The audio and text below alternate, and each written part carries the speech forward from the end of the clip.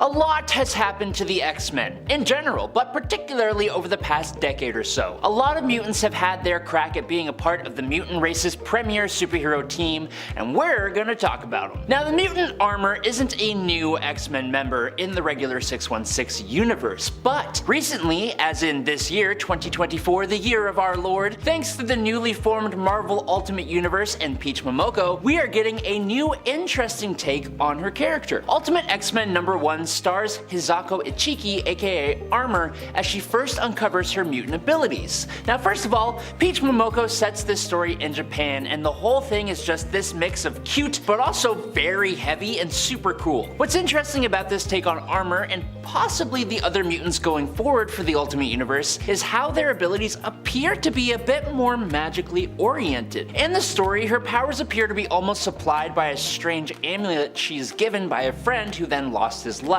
Now, that's just me speculating. After a shadowy presence who people are guessing may be the Shadow King appears to Hisako, she is riding her bike away from where they met, and her power activates as a car nearly hits her, and her enormous armor stops it dead in its tracks. Definitely give that first issue a read if you get a chance, cause I glossed over a lot. Next up, Joanna Cargill, like a lot of the X-Men, started off as a villain. She ran away from home after her mutant powers activated, and she caused the passing of her not-so-great dad in self-defense. From there, she would join Apocalypse's Alliance of Evil, which is a silly name, where she would do battle with the X-Men. Now, gifted with skin that is extremely strong and resistant to attacks, Frenzy became an X-Men member in 2011 in X-Men Legacy number 250. Her steel-hard skin is so strong that it has only ever been penetrated by adamantium. She is also highly resistant to extreme hot and cold, as well as radiation, and she can withstand high-impact forces like Cyclops' optic beam or a punch from She-Hulk. Now, speaking of She-Hulk,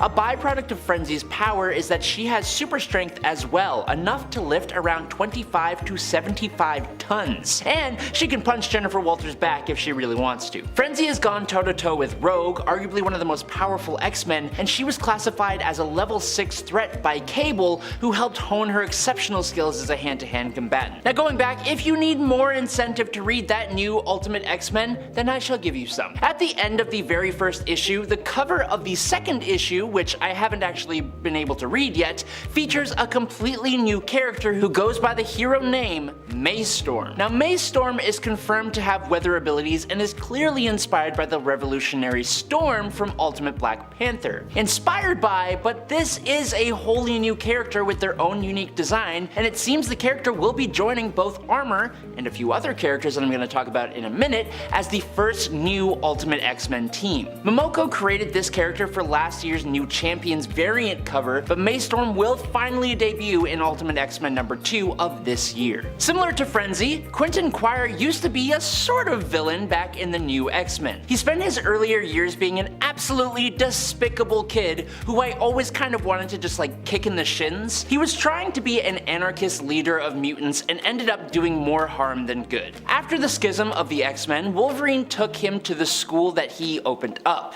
In a relatively short amount of time, Quentin became a more well-rounded character, and now he is someone I think is actually kind of cool. He still stayed a bit of a rebel and a narcissistic jerk, which you would think would make people hate him, but when he stops trying to cause anarchy, these traits end up becoming a fun aspect of his personality. Now, on Krakoa, he's back to annoying Wolverine and being pretty insufferable, but it's to a point where you kind of love him for it, maybe just a little bit. What's a little bit less fun is that recently, Quentin got his head lopped off and placed in an Orcus container designed to make use of mutant body parts by Sabretooth. Now, he recently called in the Exiles for help using his powers, so we shall see where that goes. Okay, I hope y'all don't mind, but I've got another of the new Ultimate X-Men that I'm going to talk about, and their name is Nico Minoru. Now, this is where things get really interesting and leads me to believe even more that these new X-Men will find some of their origins being influenced by magic and mysticism. Nico is a Japanese magical hero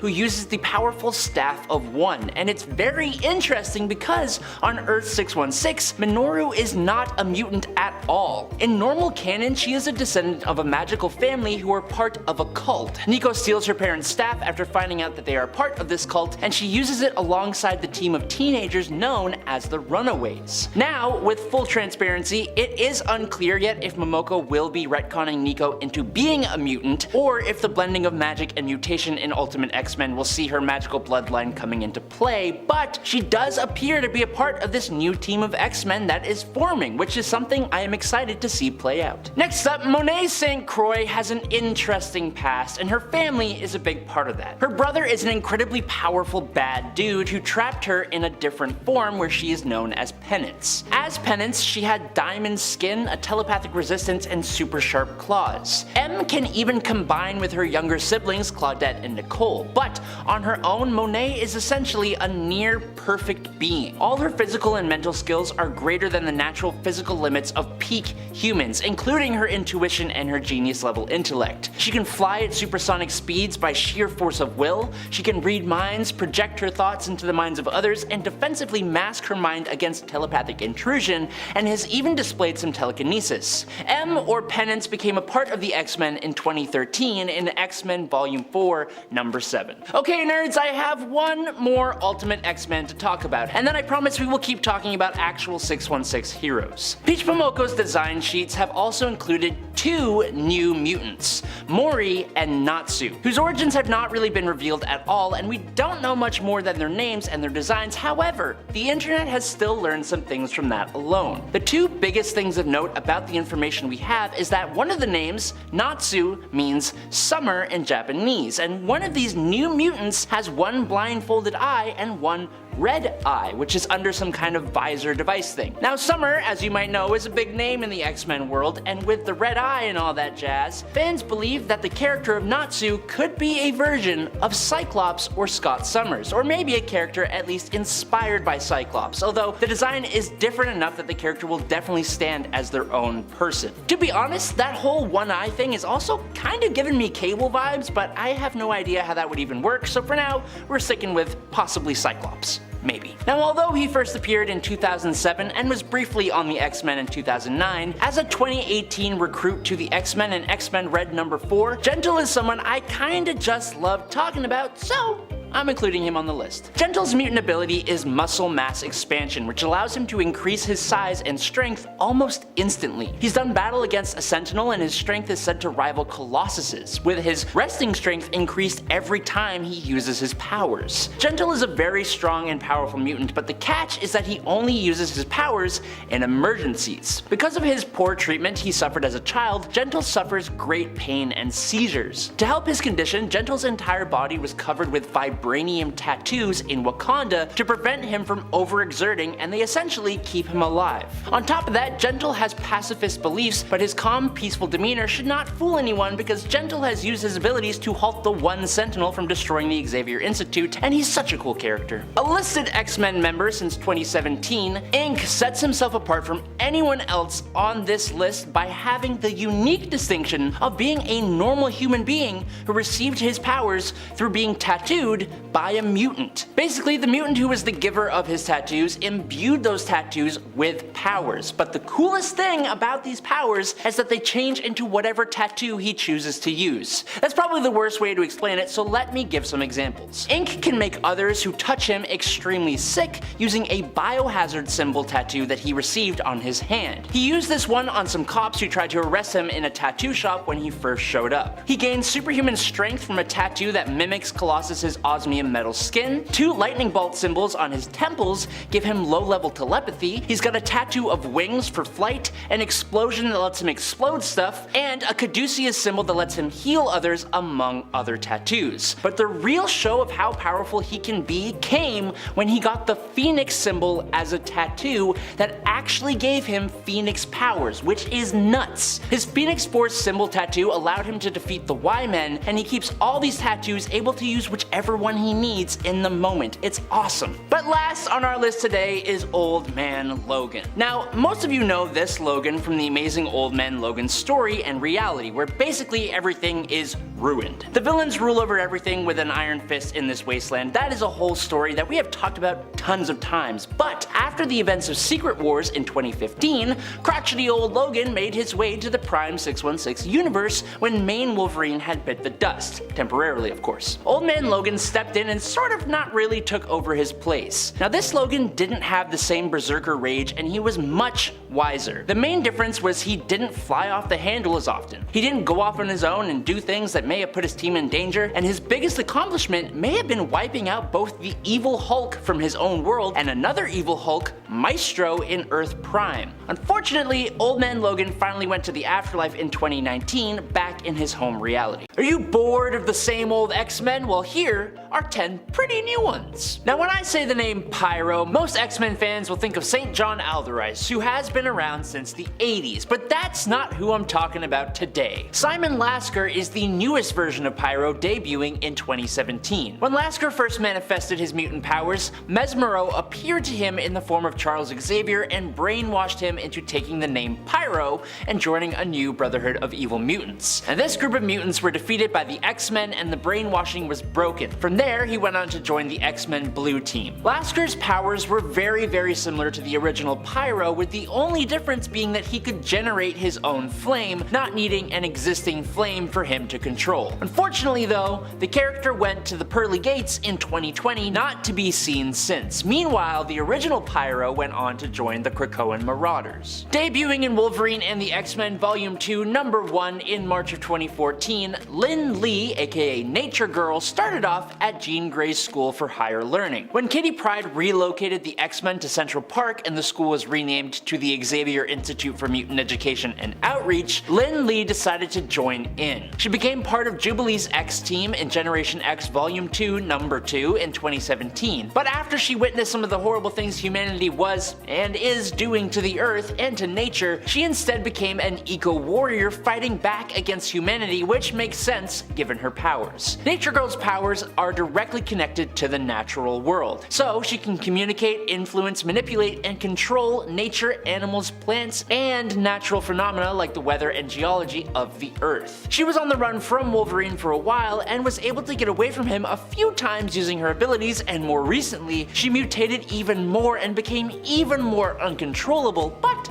she looks pretty awesome, so we can let that kind of thing slide. Debuting in Powers of X Number 1, which released in early 2019, Rasputin IV is one of the more interesting recent additions to the X-Men, but she's also one of the most overpowered. Created as possibly the most powerful of Mr. Sinister's chimeras, which were basically spliced together mutants who possess more than one hero's power, Rasputin IV possesses 5 different powers. 5. She has the osmium metal skin of Colossus, the telekinesis and telepathy of Quentin Quire, the force fields of Gunther Bane, aka Unis the Untouchable, the intangibility of Kitty Pryde, and just to top it all off, she has the healing factor of X-23 Laura Kinney. So as you can imagine, she is a force to be reckoned with. And on top of that, she wields the Soul Sword. Currently, as far as I've read, Rasputin IV is working pretty closely with Charles Xavier to fight back against Orcus and others during the fall of X.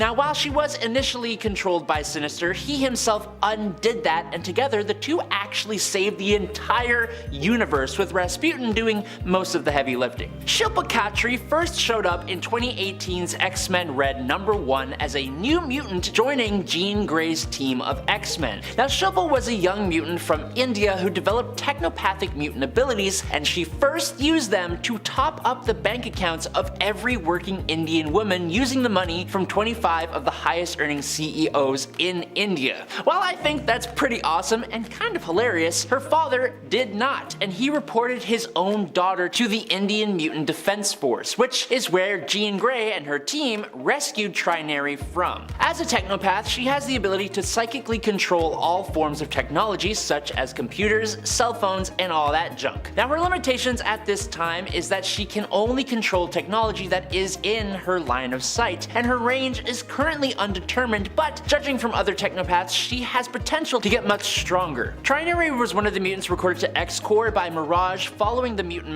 at the Hellfire Gala. With WizKid, Trinary helped to run X-Core Island and keep it cloaked away from Orcus. Next up, Eva Bell first was seen in All New X-Men #1 in 2012, when we also first saw her mutant powers manifest. She was out with her friends, and a boy, when her brother showed up and began to get into a fight with said boy. The stress and duress of the situation caused her powers to just pop off, and she completely froze everyone within a city block of her in time for 20 hours until the X-Men showed up, helped her, and took her in. She has been referred to as near Omega level with her ability of Chronokinesis within a time bubble, meaning she can freeze and slow down time and is one of the best at it in the world. She can speed up time in the bubble by decades if she chooses to, which she uses as a member of the Five to age up whoever is being resurrected, and she can even time travel. Although she has shown to lose control over her powers from time to time, there is no doubt that she is and can become more incredibly powerful. Although initially introduced in 2010, Jimmy Hudson was actually the son of Wolverine and Magda Lencher, but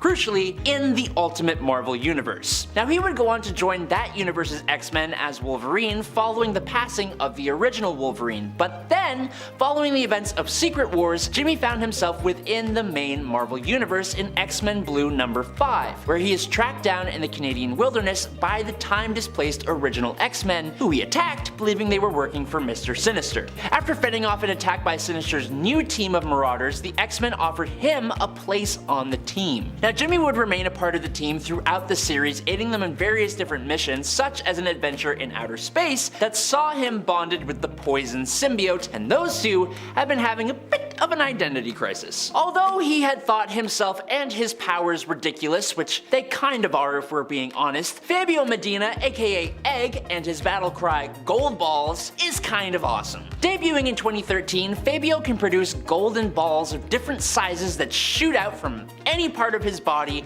and make the sound poink each time they hit something, and it is hilarious. The golden balls he fires actually seem to bounce. Now, that's pretty odd, but these gold balls are actually more useful than initially thought. After he moved to Krakoa with the other mutants, it was discovered that Gold Balls' balls are actually infertile eggs, and if these eggs are made fertile, it could allow for unlimited resurrection of the mutant race. So yes, the golden balls he was firing out of his body at Sentinels and bad guys were actually infertile, bouncy golden eggs. Does it make me slightly uncomfortable? Yes, but he did become a member of the Five that combined their powers to resurrect deceased mutants, and that was really cool. Next up, Gabby Kinney, aka Scout, also at one point known as Honey Badger, may be young, but she has more than proved herself when she became a part of the X-Men in 2018. Scout is just awesome. Like a little feisty killing machine with adamantium bone sickles and a crazy regenerative healing factor that also improves her strength, speed, and stamina. Gabby first appeared in All New Wolverine #2 in 2015, and she had a long history that, just like her other clone sisters, intertwined a lot with Laura Kinney, her genetic sister, and Wolverine,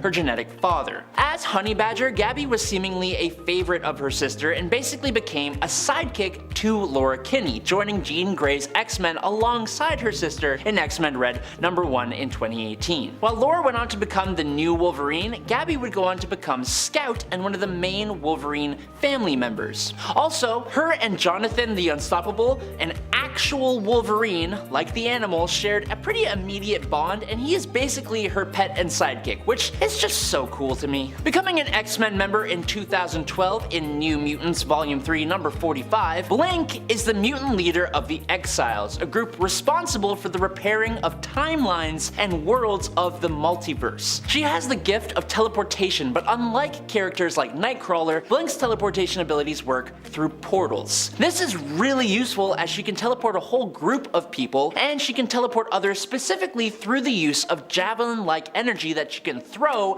at whatever or whoever she wants to teleport. These javelins can also be used to make opponents unconscious when it hits them. She is an exceptional fighter, having trained under Sabretooth, and she needs that skill, especially as she leads the Exiles. Also, fun fact, she had her live-action debut in the X-Men Days of Future Past movie. During that super awesome intro where the X-Men fight the Sentinels, Blink is the mutant throwing all the pink portals around and being awesome. And until she got. Then she stopped. And last up for today, Multiple Man is an interesting choice for this list, as he has been around for a really long time in comics, but while he has been a hero for a good chunk of that time, he is still only a recent addition to the X-Men. Multiple Man was recruited in 2019's Uncanny X-Men Volume 5 number 13. Jamie or James Madrox is actually a changeling, which is sort of like a genetic precursor to mutants who gain their abilities at birth instead of having their X gene activated later on. For James, his power is that of duplication. He can duplicate himself multiple times upon impact, and each of his dupes can create one single dupe of its own. One of the real benefits of this power though is that Prime Madrox will retain any memories of any of his dupes. So let's say you have to read like 10 books in a week. Well, you could have like 10 dupes all read one book each, and then when they re-merge with you, you have all their memories of each book. Multiple Man is like an information gathering powerhouse, but he can also use his ability to learn skills, like one of his dupes trained as a Shaolin monk and trained in meditation. One was a trained EMT, one audited an anatomy class for 6 months, one passed the New York bar exam, and one claimed to be the world's greatest detective. He's definitely one of my favorite mutants. There aren't many X-Men members who have only joined the team in the past decade, but for you nerds, I have managed to find some more. First appearing in Extraordinary X-Men number 17 in December of 2016, Lucid, aka Maya Jackson, was a mutant whose powers developed faster compared to most other mutants. By the age of 10, she had the ability to see through solid objects, and she had big aspirations to join up with her heroes, the X-Men. When the M-Pox crisis broke out, however, Maya was visited by Iceman and Magic at her family's home and was offered the chance to move to the safe zone of X-Haven in Limbo. Unfortunately, Maya's mother refused to leave her home, and Maya later fell ill to M-Pox, and her mother fled to X-Haven just a little bit too late. Maya's condition had worsened to the point that not even mutant healers could help her. With Maya on her deathbed, her sister managed to get the current leader of the X-Men, Storm, to meet Maya, and just a few moments before she passed away, Maya was officially made a member of the X-Men under the alias she had created for herself, Lucid. She may not be the most powerful of the characters on this list, but her story is pretty powerful, and I like it. Now this next mutant isn't very new to the X-Men, as he first appeared in New X-Men Volume 2 number 7 in December of 2004, but I actually didn't even know he existed until writing this list. His name is Paris Gavaskar, aka Indra. Indra comes from a region outside of Mumbai, India, and when his mutant power of being able to summon a retractable exoskeleton manifested, he enrolled as a student at the Xavier Institute and moved to the United States. Initially, Paris was placed on Alpha Squadron under the watchful eye of Northstar. Paris was one of the few mutants at the Xavier Institute to retain his powers after End Day, and he was one of the young mutants to take part in a sparring exercise to determine the new X-Men roster, despite the fact that he holds pacifist beliefs. He would later move to San Francisco with the other X-Men before being attacked, losing his powers, and then gaining a power boost, being able to produce psionic armor and offensive tools. He would side with Wolverine during the Schism event and relocated to Krakoa in the modern age. Next up, first appearing in X-Men Blue number 6 in June of 2017, the Madripoor mutant calling herself Gazing Nightshade, which is the coolest name ever, was part of the ruthless mutant vigilantes who were inspired by Wolverine called the Raksha. This group was stopped by Jimmy Hudson and the X-Men and eventually were invited to the X-Mansion. Now Gazing Nightshade has the really cool mutant ability of despair inducement, meaning whoever Nightshade gazes upon enters into a trance-like state of sorrow fueled by their deepest regrets. And to make it just 10 times more metal, both the eyes of Gazing Nightshade's victims and her own eyes bleed when she uses her powers. That is super cool, but also kind of terrifying. She joins Polaris's makeshift roster of X-Men in X-Men Blue number 25 in 2018 before going back to the Raksha. Now this one may be a bit of a controversial pick. Marvel has been doing some interesting things with the character of Kamala Khan recently. Kamala has been a favorite of many Marvel fans as Miss Marvel since her first appearance in 2014. When she first gained her powers, it was due to her being exposed to the Terrigen Mist and undergoing inhuman Terrigenesis. Kamala discovered she was now a polymorph and could change her body into to virtually anything. Cool, so she's an Inhuman. She was mega popular and joined a bunch of different teams, including the Avengers. Very recently though, Kamala actually ended up biting the dust in a very high profile and pretty controversial move in the pages of Amazing Spider-Man number 26. But then, in X-Men The Hellfire Gala 2023 number 1, Miss Marvel was resurrected on the mutant nation of Krakoa. Charles Xavier then explains to Kamala that she was able to be resurrected because of her latent X gene, and that apparently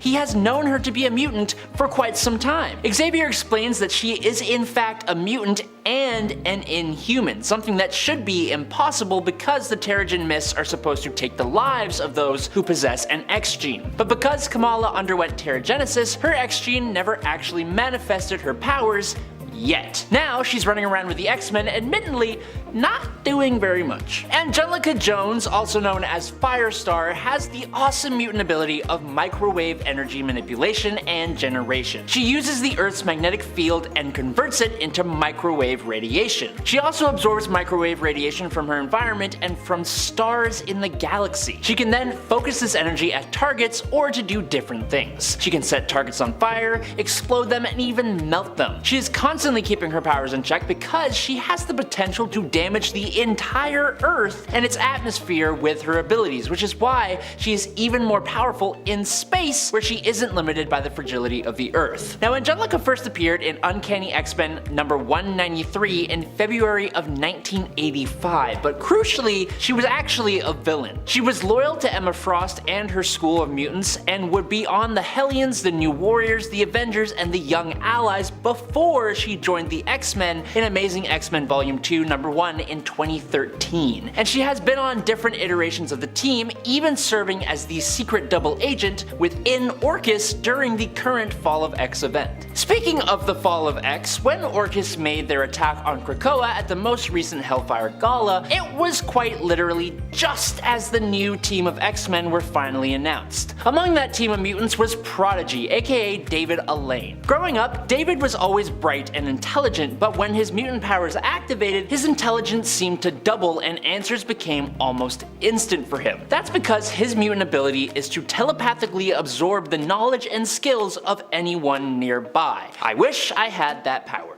Although he first appeared in 2003, he was first placed on Moonstar's New Mutants training squad and went on to join the New X-Men in 2008, and has been on X-Factor Investigations, New Mutants, the Champions Reinforcement Roster, the Young Avengers, the New Mutant Squad, all before finally making it onto the actual premier X-Men team, only to be completely obliterated by Nimrod. Sorry. Now, all the way back in the day, when Hope Summers came back from her future travels with Cable, there were 5 mutants whose X gene and abilities were activated following M-Day. These 5 were known as the Lights, and they were the first mutants since the events of M-Day, making them pretty important. IJ Onkokwo was 14 years old, living in Nigeria's Delta State when her mutant powers of thermokinesis activated, causing her to accidentally burn down her entire village. She was almost taken out by the military until the X-Men showed up to save her. Now, under the direction of Hope Summers and with the consent of Cyclops, Okonkwo, who took on the name Oya,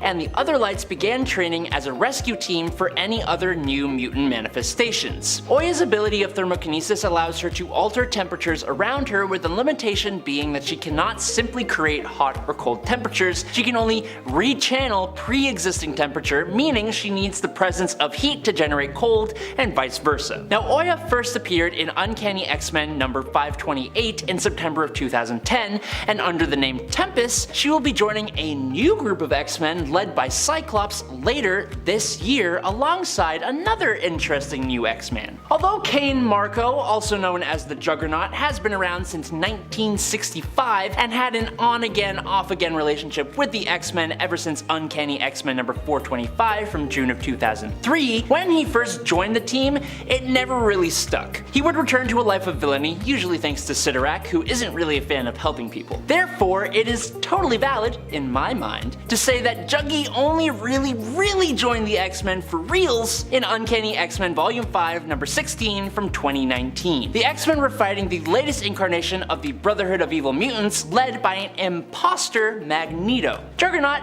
didn't like that he was working for an imposter, so he took down the imposter and decided to join the X-Men. He would be voted on to the newest incarnation of the X-Men at the most recent Hellfire Gala before almost the entire team was brutally decimated by Orcus. When Marvel relaunches their X-Men titles in the summer of 2024, this year, Juggernaut is on the roster for the main Cyclops-led X-Men team alongside Beast, Magneto, Psylocke, Kid Omega, Temper, and Magic. But speaking of the X-Men relaunch that is happening, we are getting 3 main X-Men titles. There is just the X-Men, which is the team that Juggernaut is on, led by Cyclops, but we will also have the Uncanny X-Men, which is a team led by Rogue, with Wolverine, Gambit, Nightcrawler, and Jubilee, and in Eve Ewing and Carmen Carnero's Exceptional X-Men, Kate Pryde, Shadowcat, will become a mutant teacher again in Chicago, working with Emma Frost, and 3 entirely new young mutants named Bronze, Axo, and Mealy. Being so new and with their book not starting for a few more months, we actually have basically no information on any of these mutants. The only thing I could really find here is another character named Mealy,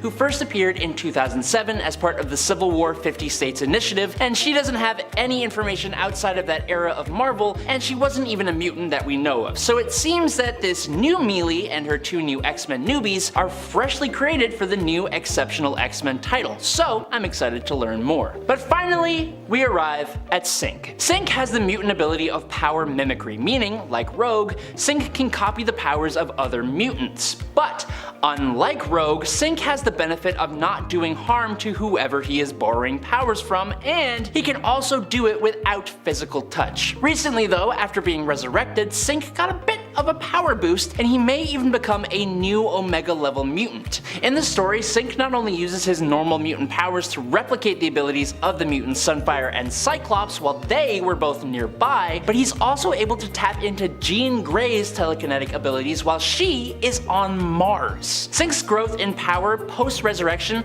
was first noticed back in 2021's X-Men number 18, with Sync documenting that he was now able to sync not just with mutants, but other superhumans as well, which is quite the boost, and I think it just keeps going up and up and up. In the House of M alternate reality, Sync even got to the point of permanently retaining others' powers, which would be an incredibly significant power boost as well. As a main member of the X-Men though, it's hard to be surprised that he's getting power boosts. Starting off at number 10, we have ForgetMeNot. I wanted to start this list off really small, with a character y'all may not know. Mainly because almost no one knows him because that's his power. Appearing in 2014, ForgetMeNot had actually been a member of the X-Men for several years before this, but thanks to his abilities, no one can remember him. ForgetMeNot's abilities make it so that he is imperceptible in all forms, basically. The power is so good that even Charles Xavier himself had to place a psychic reminder on himself so that he would remember ForgetMeNot's existence.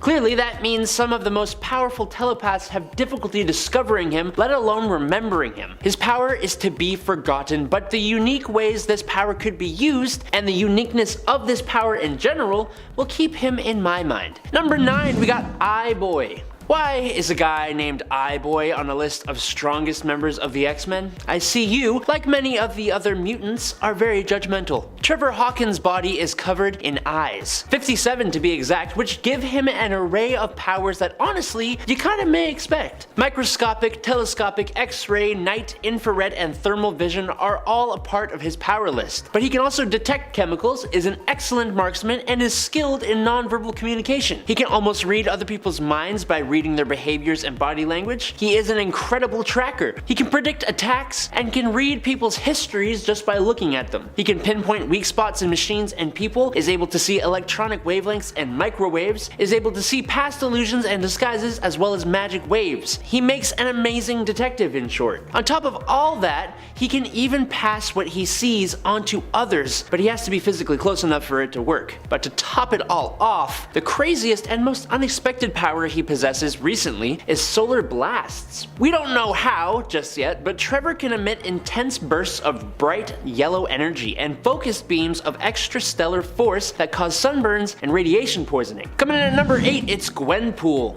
I think Gwenpool has one of the strangest powers. That would be the power of medium interaction, which is because she comes from a reality very much like ours, as in superheroes are fictional people in comic books. So when Gwen was transported to a pocket universe universe that recreated her home reality, Gwen's perception of the fictional world allowed her to gain the ability to recognize and manipulate the artistic medium that she was now in. She can see and physically interact with lettering and caption boxes, and touch and even break through panel gutters, allowing her to transport objects short distances through space and time by moving them across panels, and she interacts with different instances of herself from multiple panels on the same page. Now, I don't know if you've realized this, but this kind of means Gwendolyn Poole can kind of warp reality in a way. She kind of becomes one of the most crazily powerful characters in comics, at least potentially. She first showed up in Howard the Duck Volume 6 number 1 in November of 2015, and she has actually teamed up with many different characters and teams, including being a member of the X-Men on and off again. Number 7. Laura Kinney.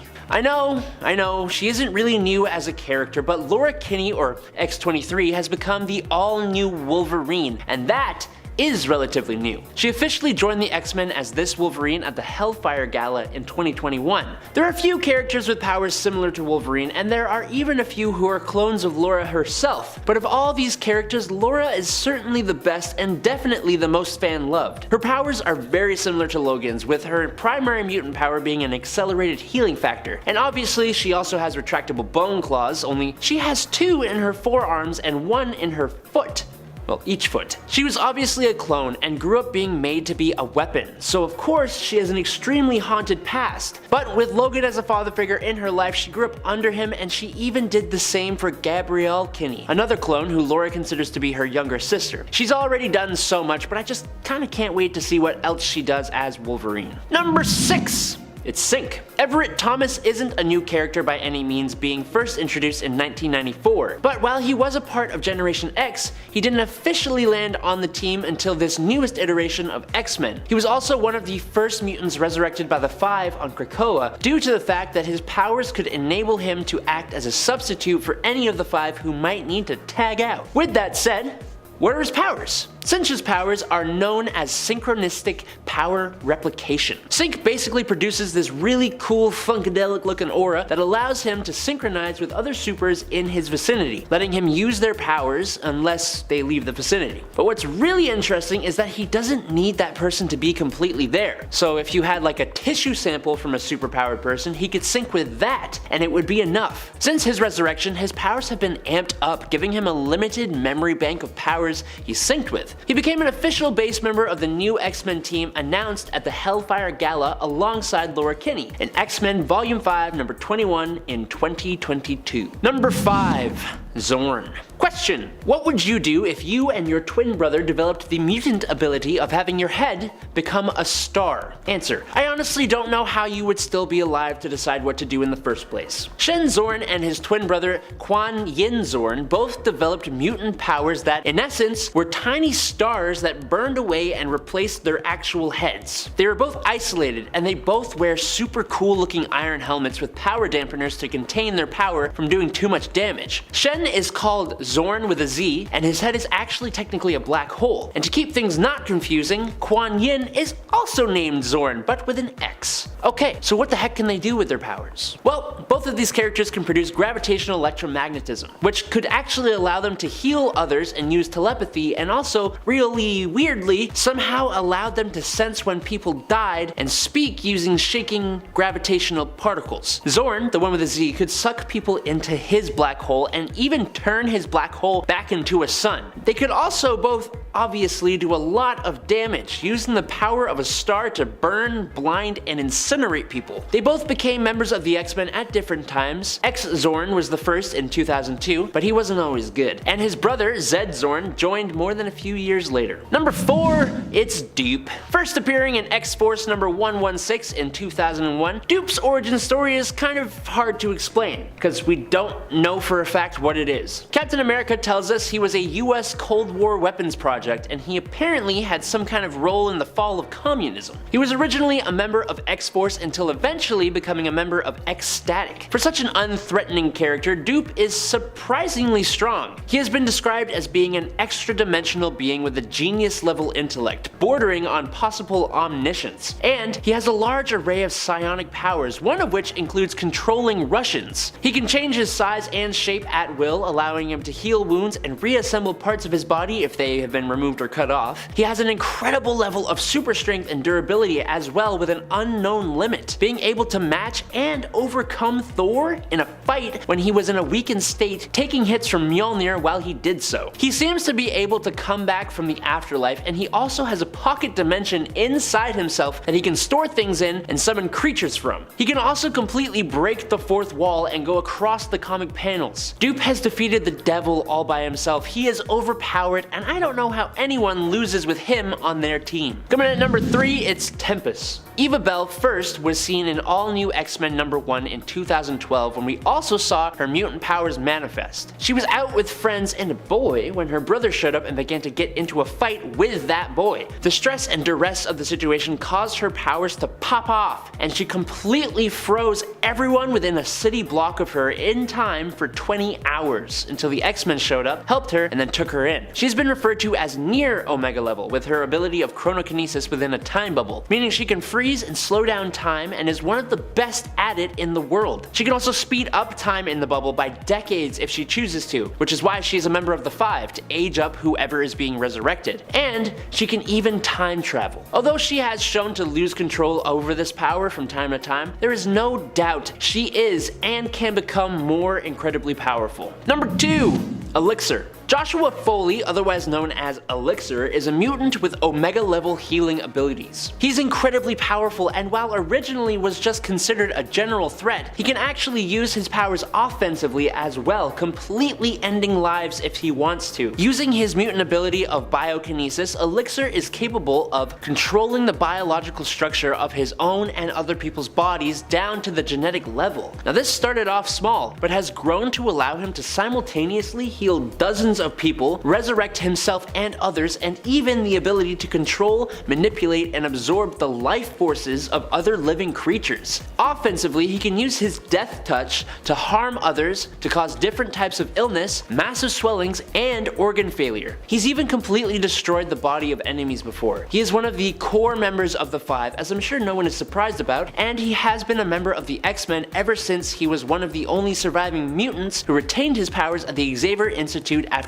M-Day, and he was trained to become one in 2006's New Mutants. Number 1! Hope Summers. Hope Summers was the first mutant born after the events of M-Day, the mutant decimation, or the day that Scarlet Witch cast No More Mutants. She was then taken into the far future and raised by Cable, being carried around in the coolest baby Bjorn you'll ever see. Not too long after, she returned to the present and her mutant powers finally activated. Her power is basically that of Omega level power manipulation. She can manipulate the powers of other mutants nearby to her, even mimicking their powers, but at full capacity and with complete control over those powers. And she can even take on multiple powers at once, but it is pretty tiring for her to do that. A large part of her role in the Krakoan society is as the leader of the Five, who use their abilities to resurrect the mutants of Krakoa. Her role on the Five specifically is both to boost their powers to their full potential and help them work in synergy with each other perfectly. She also helped terraform Mars alongside Vulcan and Proteus,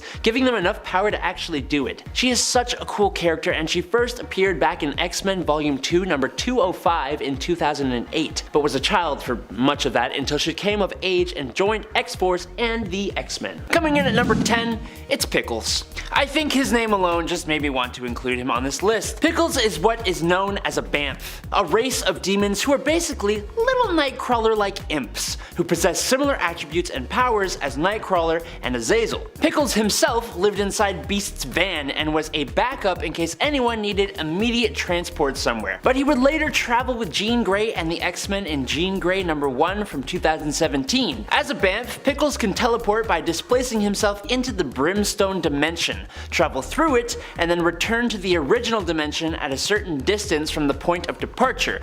But unlike Nightcrawler, Pickles doesn't require foreknowledge of his destination in order to safely teleport there. But much like Nightcrawler, Pickles can stick to objects with the surface of his hands and feet, and he's got a sweet little prehensile tail. This little imp also possesses an unknown degree of muscle memory mimicry, which enables him to quickly learn and perform new martial arts with little instruction or training. He's definitely one of those few minor X-Men characters, but he's just so cute. Number 9. Gazing Nightshade. First appearing in X-Men Blue number 6 in June of 2017, the Madripoor mutant calling herself Gazing Nightshade was part of a ruthless mutant vigilante group who were inspired by Wolverine called the Raksha. The group was stopped by Jimmy Hudson and the X-Men and eventually were invited to the X-Mansion.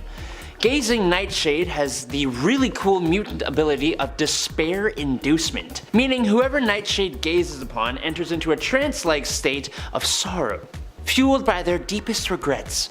And to make it just 10 times more metal, both the eyes of Gazing Nightshade's victims and her own eyes bleed when she uses her powers.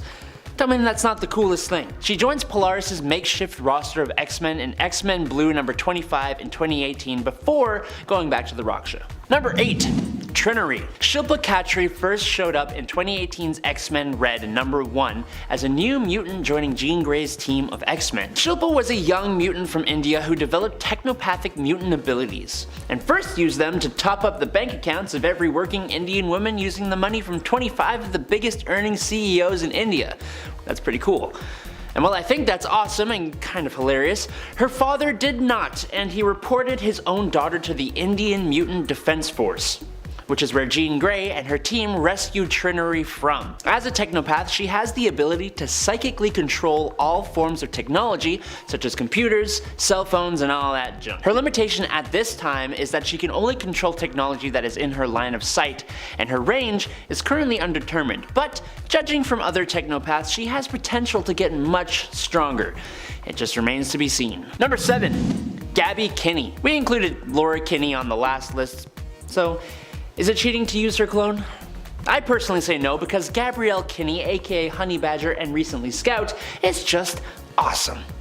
Like a little feisty killing machine with adamantium bone sickles and crazy regenerative healing factor, and that also improves her strength, speed, and stamina. Gabby first appeared in All New Wolverine number 2 in 2015, and she had a long history that, just like her other clone sisters, intertwined a lot with Laura, her genetic sister, and Wolverine, her genetic father. As Honey Badger, Gabby was seemingly a favorite of her sister, and basically became a sidekick to Laura Kinney, joining Jean Grey's X-Men alongside her sister in X-Men Red number 1 in 2018. While Laura went on to become the new Wolverine, Gabby would go on to become Scout, and one of the main Wolverine family members. Oh, also her and Jonathan the Unstoppable, an actual Wolverine, like the animal, shared an immediate bond, and he is basically her pet, which is both really cool and kind of hilarious. Number 6.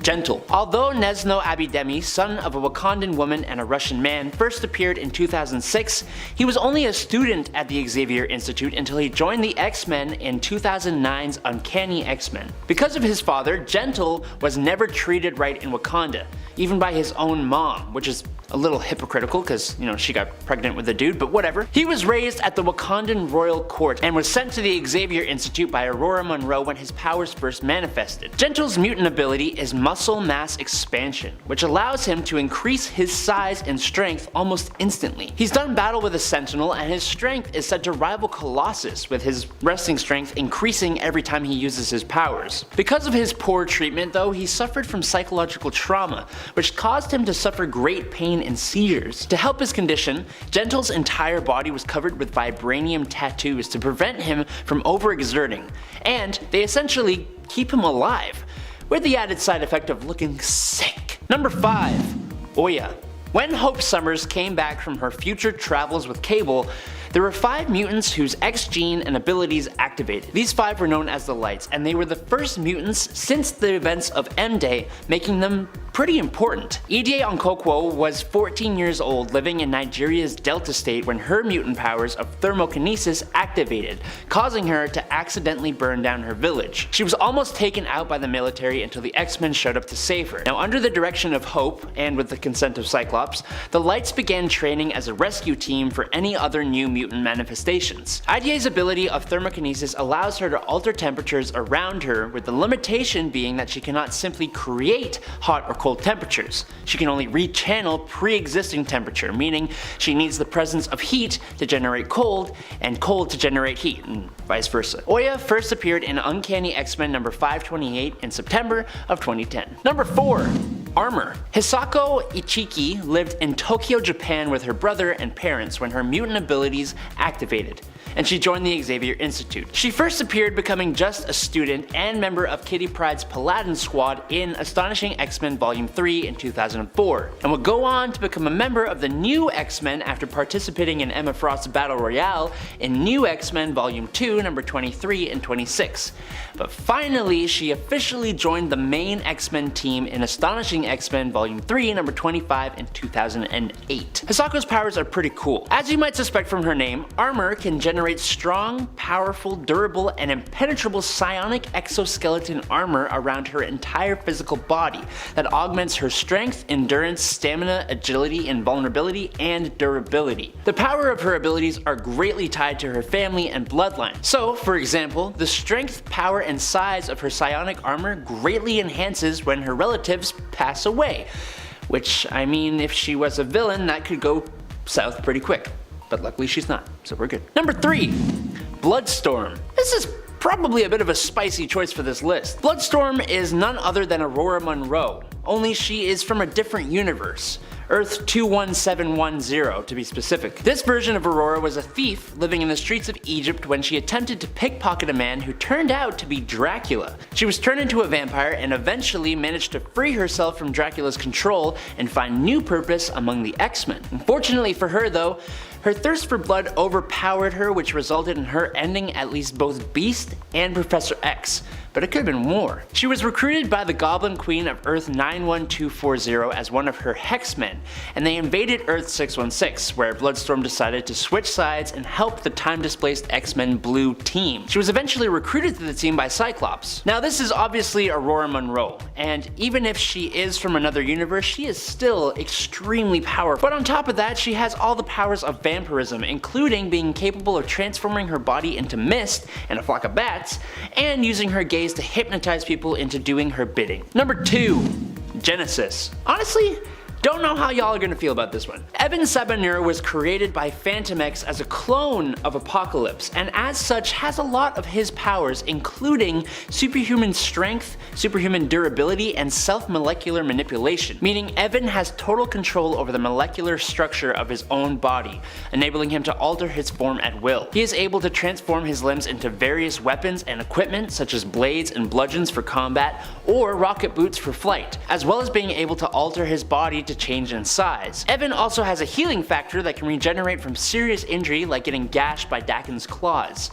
And he can adapt his body to any disease or environment at will and sometimes subconsciously. Another small, innocent ability Evan has is the potential for virtually any conceivable superhuman power ever. He once showcased fire or plasma breath when fighting Faithful John's mind drones, and also has a degree of energy projection, able to project dematerializer blasts from his eyes and emit energy blasts from his hands.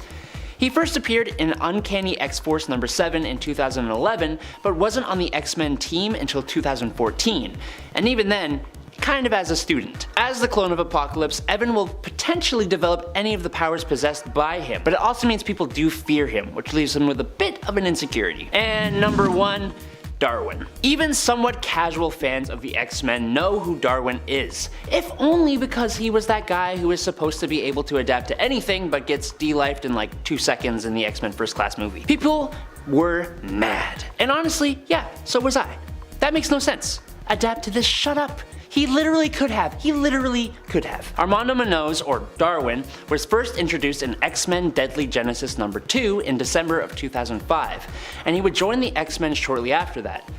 Darwin's powers are just the coolest. He's able to adapt to any situation. So basically, using his powers, he's been able to grow functioning gills after being submerged in water, gain night vision after being in the dark for several seconds, be able to survive without oxygen when in space, his skin has become fireproof when it's exposed to flames, and after touching Hela, Darwin became a death deity and gained powers similar to Hela, including immortality, Asgardian physiology, and control over life and death. There was even a time his intelligence increased itself to understand the Shi'ar language by looking at it in written form. Although sometimes his powers do not always take the effect he wants, like, for example, during his fight with the Hulk, his body teleported him away from the battle rather than supplying a power that would actually allow him to defeat the Hulk, which is kind of hilarious, to be honest. Number 10. Louise. Louise is not a major character in terms of being a huge mutant or key villain to mutants in the current series, but she is someone who will likely end up becoming a close friend and ally of Wolverine's. She first appeared in issue number 1 of the newest Wolverine series that started in 2020. I actually remember reading that first issue when I was in New York City right before the world went crazy. Oh my, what a time. Memories. Louise is a member of the Night Guard, and while she dropped off after issue 1, as we keep coming back to Dracula and the vampire nation's going-ons in the Wolverine series, she too has resurfaced. Louise was given a suit by Forge to help slow her transformation into a vampire after she and her Night Guard were attacked and either killed or turned. She once more teamed up with Logan as they went head-to-head with Dracula and his loyal subjects, and likely she'll be back again as this slow burning story continues to be developed. In fact, I think this is going to be like the big story before the end of this current Wolverine series, whenever we get there. Number 9. Cyclops-Lass. So Cyclops-Lass might not be one of the most important characters on this list, but I still think she is a character you should get to know because, well, she's just a cool character. I really like Cyclops-Lass.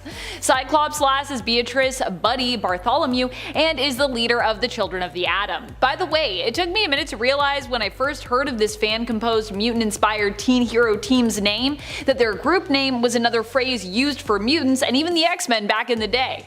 It's pretty cool when you realize that. Neat stuff. Cyclops-Lass appears to have powers similar to the X-Men member and often leader, Cyclops, but in reality we learned that it was actually alien tech which gave her team their powers, allowing them to appear like mutants and like some of their favorite X-Men members. Still, Buddy is a cool character, and while Children of the Atom has ended, I do hope we get to see more of its team members.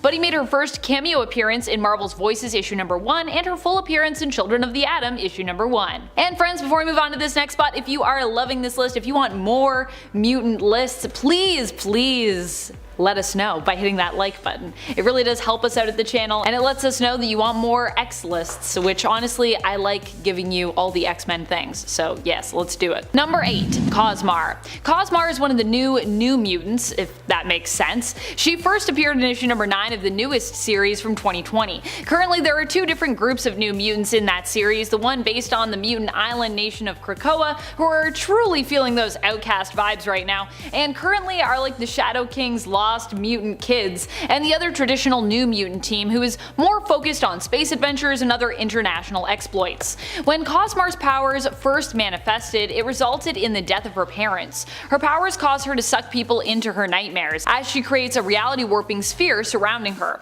All those who touch or interact with it run the risk of being sucked in. And I believe Forge actually made her a suit as well, as Forge is just making everybody little things to help them with their powers, to help her sort of control those powers so that they wouldn't be so disastrous. Number 7. Gimmick. Gimmick is a new mutant who first appeared and had her powers manifest in Children of the Atom. She was the one member of the team who actually ended up making it to Krakoa due to the fact that she was a real mutant, in addition to also being a major fangirl of the X-Men. But aside from her being a mutant, Carmen Cruz is also good friends with the fellow Children of the Atom, with Cyclops-Lass, aka Buddy, probably being her best friend on the team and also her secret crush who she's in love with. Another thing that I love about Carmen is that she also is the person that makes all the costumes on the team, and she's super into cosplay, which I just think is like super cool and super cute. We don't have a lot of characters in the comics that are cosplayers, so I really liked that element. Gambit's powers appeared initially to be similar to Gambit's, but this was all done using alien technology. In reality, when Carmen's mutant powers manifested, it was revealed that they were shape-shifting in nature and also granted her a healing factor. Carmen made her first cameo appearance in 2020 in Marvel's Voices issue 1, but would appear fully in the first issue of Children of the Atom the following year in 2021. Also, when she did have her Gambit powers, it was pretty cool because she was like throwing basically little like clothing pins, if that makes sense, at people, which I love. Number 6. Maxime and Manon. Maxime and Manon are relatively new characters and mutants who appeared within the last year, but we also now potentially have a different version of them in the current X books. They're likely from a different continuity due to what we learned during the Dawn of X period of the current line. There's like a version of them I think that's like 616, and then there's a version of them that doesn't actually have a reality number officially yet, but yes. Maxime and Manon, as we see them in the current timeline, are a brother and sister who together can heavily manipulate and warp the minds of others. Maxime can manipulate the emotions of his target, and Manon can manipulate and alter their memories, making the two a powerful duo when working in tandem. Maxime and Manon once served Ahab, being brainwashed into using their powers to make hounds for him. However, they would later be freed by Jean Grey, and Cable would convince her to look after them. Maxime and Manon are currently relevant because in the New Mutant series, they use their powers to make two humans attack one another and fight to the death, which is against Krakoan law. Ooh. However, nothing seems to have come from them taking this extreme action just yet, but I wouldn't be surprised if it comes around at some point. Number 5. Bei the Blood Moon. Bei the Blood Moon is an awesome new character who made her first appearance in the Ten of Swords event back in the second main book from the event, Ten of Swords Stasis. She was one of the Arakko mutants who was called to compete in the Otherworld tournament, fighting to represent her nation. However, her fight actually ended up being a marriage. Basically, the Otherworld tournament was gloriously weird because it was being led by Saturnine, so we had traditional sword fights combined with lots of different kinds of battles, including puzzle-solving duels, food-eating competitions, dance-offs, and even an arranged marriage. However, it also all worked out as Cypher and Bei were seemingly both enamored with the other, as they were both masters of language and communication, but who struggled to understand one another, which fascinated them both, especially Cypher. They were both married and were each awarded a point, as it was considered a shared victory for both sides. Also, the art in the issue of Excalibur where they get married is just so good. It's so great. I love it. Number 4. Chen Zhao. Chen is not a mutant, nor is she an ally to mutant kind. She is just the opposite, their enemy. After coming up against the Marauders, trying to inspire mutant hate in her people as a public figurehead, billionaire, and anti-mutant activist, she ended up allying herself with Hom and his Verendi. Still hell-bent on destroying mutant kind's reputation as heroes, and now especially focused on doing harm to the band of mutant heroes that we know as the Marauders. Chen Zhao made her first appearance back in 2019 in Marauders issue 1, which once again, if you haven't read any of this comic, why not go back and start with that first issue in Chen's first appearance.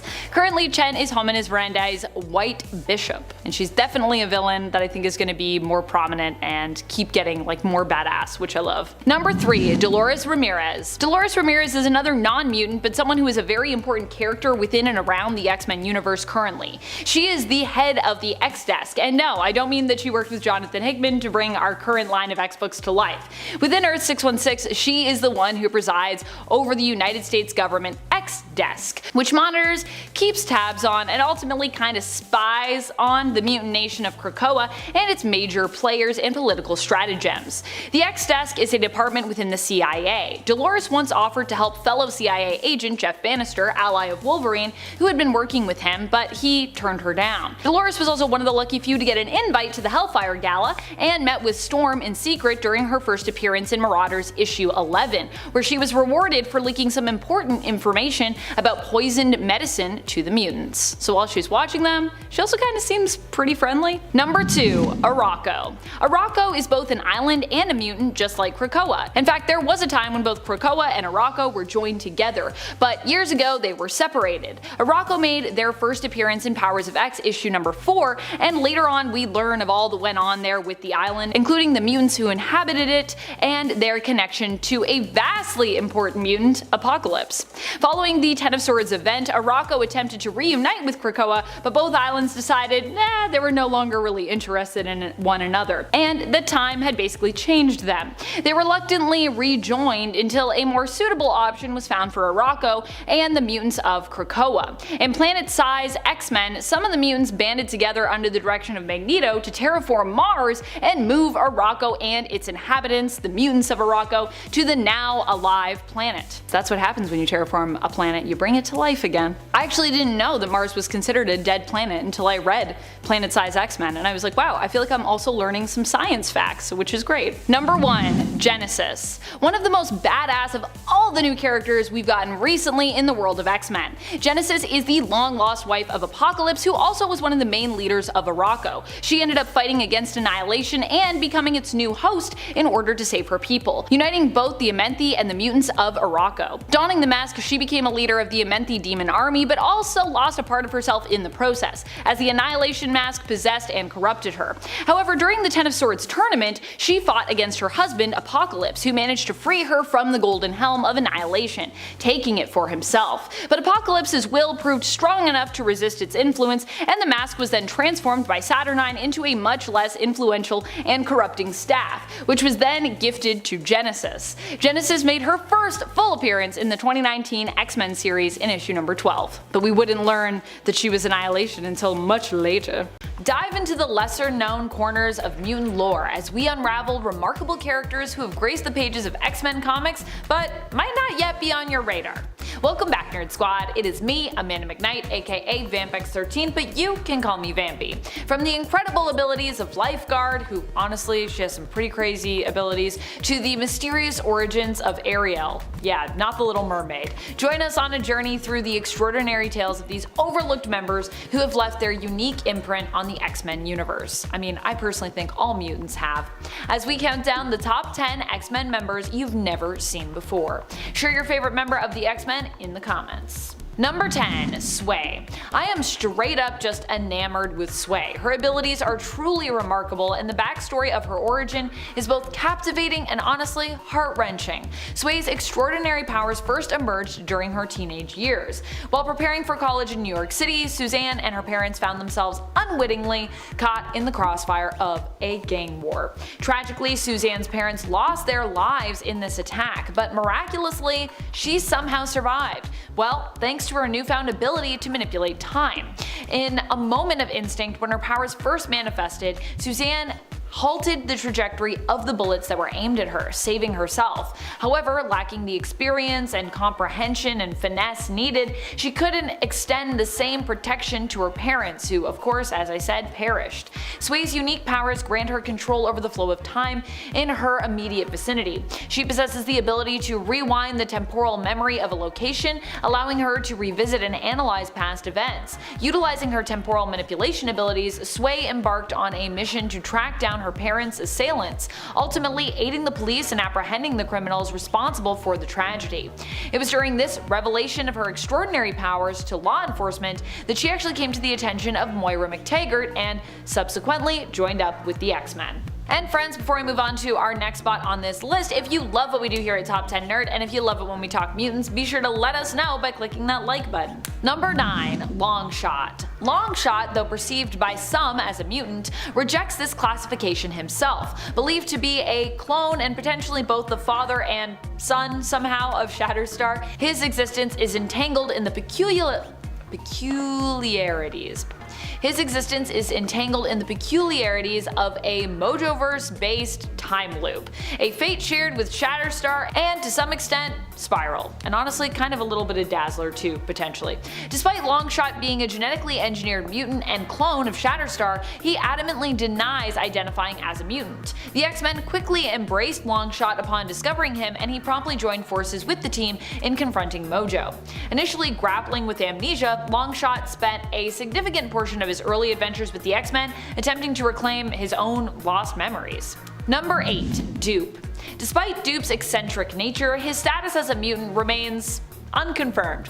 His origin is honestly shrouded in mystery even at this point, leaving room for speculation that he could be a mutant, he could be an alien, or he could even be a being just from another dimension.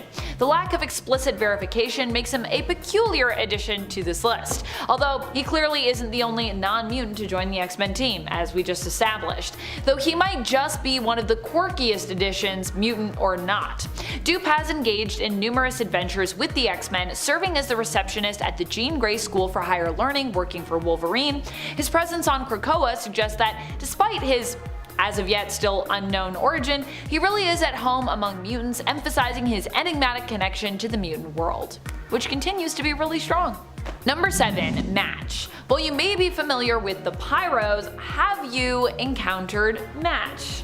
Match, also known as Ben Hamill, debuted in the New Mutants before appearing in the new X-Men series. His abilities revolve around pyrokinesis, granting him mastery over fire, which he can generate and making him immune to fire attacks and heat. Although Match hasn't been prominently featured for a while in the comics, he actually once led the X-Men adjacent team known as the Paragon Squad. He competed for a spot on Emma Frost's X-Men team and has attended both the Xavier Institute and the Jean Grey School of Higher Learning. Number 6. Amanda Sefton. Amanda Sefton, initially known as Jemaine Zardos, the adopted sister of Nightcrawler, a mutant and member of the X-Men, adds a layer of unexpected, complexity to her and Nightcrawler's relationship, as also one of Kurt's significant love interests. Yeah, you heard me right.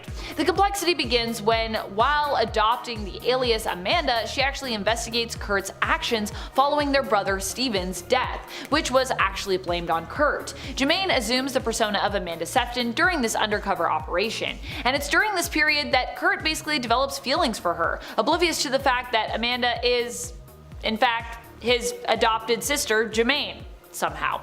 Known more commonly now as Amanda in the comics, she is a formidable sorceress. Now, while not a mutant, she has proven to be a valuable ally to the X-Men and actually a member of their unofficial Muir Island X-Men team. Number 5. Adam X. Enter Adam X, a noteworthy figure in the convoluted Summers family tree, and trust me, it is. We did a whole bunch of videos on it. It's complicated. As the half-brother of Cyclops, Havoc, and Vulcan, his lineage is tied to Catherine Summers and the Shi'ar Emperor Dukan Naramani. Although some have debated Adam X being part of the Naramani family tree and have suggested that he is also a son of Corsair and Catherine, basically making him a full Summers, I have actually seen no evidence from the comics to support this theory, so as far as I know, it's still just a theory. Debuting in the 90s, Adam X's origin story echoes the iconic characteristics of pretty much a quintessential 90s character. Abducted as a baby from a genetic lab, he was raised by Jonath, his adoptive father. His mutant abilities emerged, allowing him to internally ignite others' blood, causing intense internal burns. He can also ignite his own blood, inflicting pain, but apparently gaining a speed boost as a result. Eventually, Adam X discovers his hybrid nature, part Shi'ar, part mutant. Sounds pretty 90s to me. Number 4. Ariel. Ariel hails from Coconut Grove, an extraterrestrial planet, and possesses the mutant ability of persuasion. Additionally, her alien physiology grants her teleportation capabilities. Notably, she is connected to another Ariel, her ancestor, who visited Earth and served as the inspiration, apparently, for William Shakespeare's play The Tempest, in terms of Marvel canon.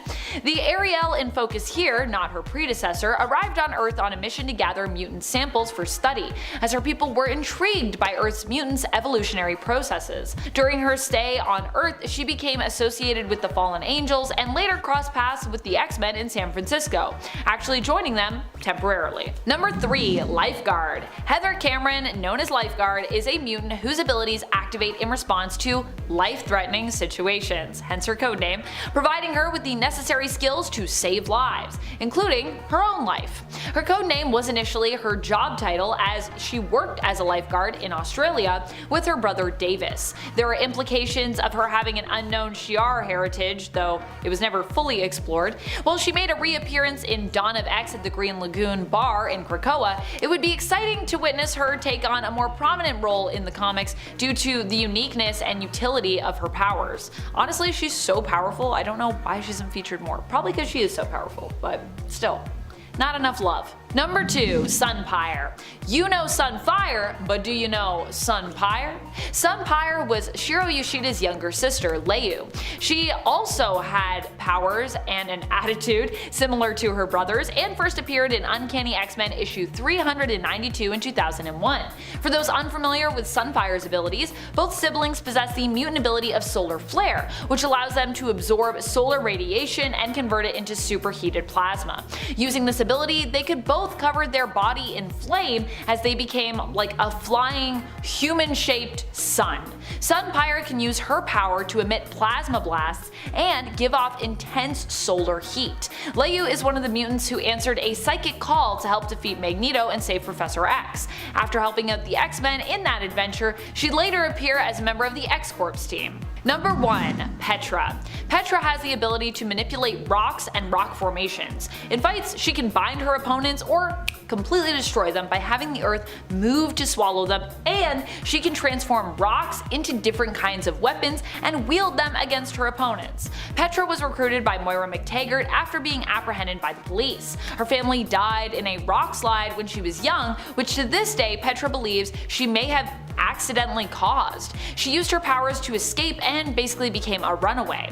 Discovering her ability to turn coal into diamonds, she would use those diamonds to pay for a place to sleep, but of course this drew suspicion and she was tracked down by the police. Fortunately, as I said, Moira managed to intercept her and offered her a place as part of her team. Number 10. Cherub. Cherub is another of the Children of the Atom we got to know over the course of their 6-issue series. Cherub is Gabe Brathwaite. His powers, or the alien tech that allows him to appear to have powers, grant him the ability to fly with his winged suit and also allow him to emit sonic blasts. His powers are similar to Banshee and Angels. We also know that he is a fan of Forge and Dazzler, as he also went to go get Forge's autograph and attended a Dazzler concert with his friends and fellow Children of the Atom members. He makes his first appearance in Children of the Atom issue number 1. Number 9. Dr. James Boggs. Dr. James Boggs made his first appearance in Wolverine issue 11 of the current 2020 series run, volume 7 overall of Wolverine. Dr. James Boggs was a doctor who was recruited by the Vampire Nation to study Wolverine's blood and find a way to use it to eliminate vampires' weaknesses. He began to question the morality of what he was doing, but then he was forced to keep working for Dracula and the Vampire Nation when they transformed his lab assistant into a vampire, and made him one of his test subjects. However, this also inspired Dr. Boggs to betray Dracula, causing him to join forces with Omega Red, who was also coerced into working with Dracula and the Vampire Nation initially, but decided to betray them in order to truly join forces with his new home of Krakoa. In the end, Boggs was killed, but the attack against the Vampire Nation was successful. He will likely be one of the main casualties in what will become an all-out war against the Vampire Nation. And friends, before we move on to this next spot, if you are loving this list and you want more X-Men lists, yes, be sure to let us know by giving this video a thumbs up. Number 8. Nighty Nightcrawler. So I know that technically everyone still keeps calling him Daycrawler, but Jason Thomas himself insisted he wanted to be renamed Nighty Nightcrawler during his time on the Children of the Atom team.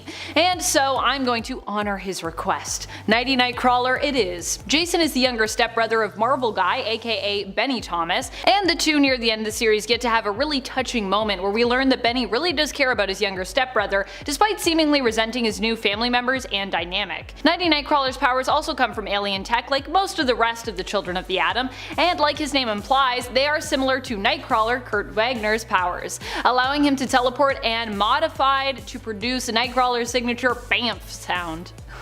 Bamf! Number 7. Marvel Guy.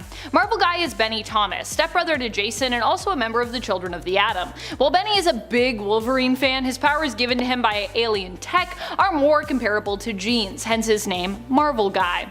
However, they are also a lot more restrictive than Jean's power set, which at this point allows her to do just about anything. Also, I don't know if you've noticed, but I also kind of feel like Marvel Guy's costume is a little bit more of an homage towards Wolverine, which I think is pretty cute. Like the other Children of the Atom, Marvel Guy has pieces of an older version of Magneto's helmet built in to protect him against telepaths. And he also possesses gloves which emit pheromones, allowing him to control and influence the minds of others. In most cases, he uses this to put his enemies to sleep, which I think is like the best way you could use those powers without being problematic. to be fair. Number 6. Jeff Bannister. Jeff Bannister is an ally and later friend of Wolverine's and a CIA agent who first appears in Wolverine issue number 1 of the current series and will likely show up again in the series in the future. He teamed up with Wolverine to learn the source of and put a stop to a deadly new drug that had surfaced called the pollen. Together he and Wolverine tracked down the Flower Cartel and the Pale Girl, who was initially thought to be a shared hallucination brought on by the drug, though we later learned that she was actually a real person. Jeff Bannister also has a daughter who suffered from cancer. After Bannister worked with and befriended Wolverine, Logan was actually able to help his daughter by getting her immediate access to Krakoan medicines, which helped to cure her. Logan also gifted Bannister a Krakoan gate following their adventure together. Number 5. Pale Girl. While the Pale Girl might be a new character who hasn't appeared too much just yet, her role in the Wolverine story arc in which she appeared was pretty important, and the revelation about her character and just who she was also pretty important, and will likely lead to a huge ramification later on in the world of X-Men. As I said before, the Pale Girl was initially thought to be some kind of shared hallucination for those who use the pollen, until she was caught on camera. We'd later learn that the Pale Girl was actually a mutant, Meredith Milley. Meredith Milley was a secret dealer of the pollen and the one who was responsible for delivering shipments to the Order of the X from the Flower Cartel, which seemed to be Russian in origin and tied to mutants working for Russia. The Pale Girl was the missing piece to this puzzle and was also revealed to be a powerful mutant who, while appearing ghostly, could also take control of the minds of her victims, bending them to her will. Number 4. Death. Death is one of the children of Apocalypse and his wife Genesis. He is one of the original 4 Horsemen members, which also adds an extra dimension to the fact that Apocalypse generally is referred to any of his 4 Horsemen groups formed thereafter as his children. Although I guess he also kind of thinks of all mutants as his children, so there is that too. But Death is his actual and biological child. One of, anyways. Death ended up being the chosen champion for the Arakko tournament. He fought against Storm and was defeated. Their battle and just the focus on Storm and all of her struggles up till this point during it was amazing, and I wouldn't be surprised, as Death and Storm both also had a few flirty moments together, if we didn't see the two of them end up face to face again. I should also mention that Storm won her fight against Death while also being temporarily depowered. Yeah, because Storm is a badass. You can check out that fight in 2019's X-Force issue number 14. Recently, Death showed up in the current Wolverine series where he was approached by Logan and his vampire hunter friend, Louise, and asked to help them in their fight against Dracula and the Vampire Nation, to which he agreed. And if you're wondering, wait a minute, didn't he die at the end of the Ten of Swords tournament? He was like kind of torn apart? He didn't. He turns up in Sevalith later and he's alive. Don't worry about it, it's comics. I don't know if he's a vampire or he's just death so he can't die. I don't know. Number 3. Psylocke's daughter. Psylocke's daughter doesn't have a name just yet, but is a character that was hugely focused on in the Fallen Angel series. If you are a Psylocke fan and you wanted a Quantum-focused series, I highly recommend you check out that series. Psylocke teams up in the series with X-23 and Young Cable in an attempt to find out and rescue her daughter. In the end, Mr. Sinister is the one who ends up in possession of the child, who now leads a cybernetic existence within Apoth's remains, and uses her safety as a leverage in order to motivate Quantum to work for him as the leader of his Hellions team. While her daughter might not have a name yet, at least I don't think we've seen her with one, she was featured in an illusion created by Mastermind that Psylocke was trapped in issue 10 of Hellions.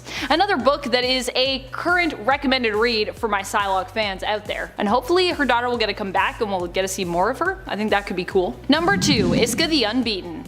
Isca is the sister-in-law to Apocalypse, being the sister of his wife Genesis. Her mutant ability is probably one of the coolest out there, along with Domino's luck ability. Isca's power is that she can never lose. She was one of the chosen champions of Arakko who competed in the Otherworld tournament in Ten of Swords, and of course won against her competitor, surprise surprise, the current Captain Britain, Betsy Braddock. Her powers, however, seemingly forced her to change sides in the war between the mutant nation of Arakko and Annihilation's Amenthi demons. She abandoned the mutants of Arakko, joining up with the Amenthi due to the fact that the mutants had become the losing side, and her power prevented her from ever losing. So a little bit into her history there. I like Isca a lot. Number 1. Horticulture. Horticulture is probably one of my favorite new villain teams and groups of characters we've seen thus far in the current line. And they also were someone that could probably threaten the entire Earth, so they might become like huge supervillains in the future. They are a team of elderly women who are scientists, specifically working in the field of botany with plants. I don't know why I said with plants, that's kind of redundant, but you know what I mean. Botany, plants, those are things.